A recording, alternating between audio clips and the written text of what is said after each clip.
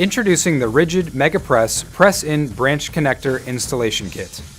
This new tool provides an easy way to install a branch line and works on schedule 10 and 40 pipe from 1.5 inches to 6 inches. First, wrap the chain around the pipe, tighten the drill guide with a wrench, and attach the vacuum.